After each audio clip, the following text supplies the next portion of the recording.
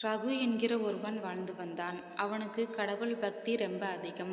அடிக்கடி கோவிலுக்கு போவான், கடவுளை வேண்டிக் கொள்வான். அதற்கு அப்புறம் காட்டிற்கு செல்வான், விறகு வெட்டுவான், அதை எடுத்து கொண்டு போய் விற்பனை செய்வான். ஓரளவுக்கு வருமானம் வந்தது. அதை வைத்து கொண்டு வாழ்க்கையை நன்றாக நடத்தி வந்தான். ஒரு நாள் அதே மாதிரி அவன் காட்டிற்கு செல்லும்போது அங்கே ஒரு நரியை பார்த்தான். அந்த நரிக்கு முன்னங்கால் இரண்டுமே இல்லை. ஏதோ விபத்தில் அடிபட்டது போல் இருந்தது. அது பாட்டுக்கு ஒரு மரத்தடியில் உட்கார்ந்திருந்தது. அதை இவன் பார்த்தான். அப்போது இவன் மனதில் ஒரு சந்தேகம் ஏற்பட்டது. இந்த நரிக்கு இரண்டு கால்களும் இல்லை. அப்படி இருக்கும் பொழுது இது எப்படி வேட்டையாடி தன்னுடைய பசியை போக்கிக் கொள்ளும் என்று யோசிக்க ஆரம்பித்தான். இப்படி யோசித்து கொண்டிருக்கும் போதே அந்த பக்கமாக ஒரு புலி வந்தது. அதை பார்த்த உடனே ஒரு மரத்திற்கு பின்னால் போய் ஒளிந்து கொண்டான். ஒளிந்து கொண்டு என்ன நடக்கிறது என்று கவனிக்க ஆரம்பித்தான். அந்த புலி ஒரு பெரிய மானை அடித்து கொண்டு இழுத்து வந்தது. அந்த மானை சாப்பிட ஆரம்பித்தது. சாப்பிட்டது போக மீதியை அங்கேயே போட்டுவிட்டு சென்றது. புலி சென்ற பிறகு காலில்லாத அந்த நரி நகர்ந்து கொண்டே வந்தது.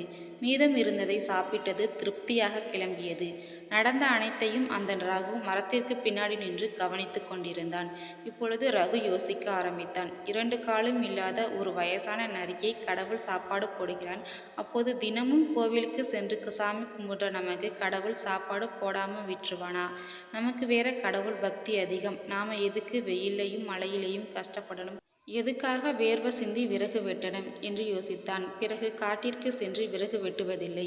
கோடாலியை தூக்கி எறிந்தான். அமைதியாக ஒரு மூலையிலேயே உட்கார்ந்திருந்தான்.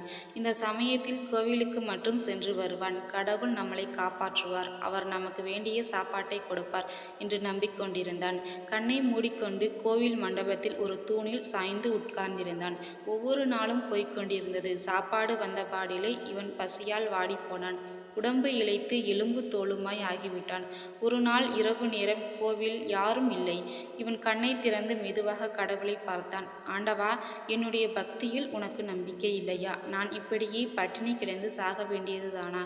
காட்டுல அந்த நரிக்கு புலி மூலமாக சாப்பாடு போட்டியே, அதை பார்த்துட்டு தானே இங்கே வந்தேன். என்னை இப்படி தவிக்க விட்டுட்டேயே, இது நியாயமா என்று கேட்டான்.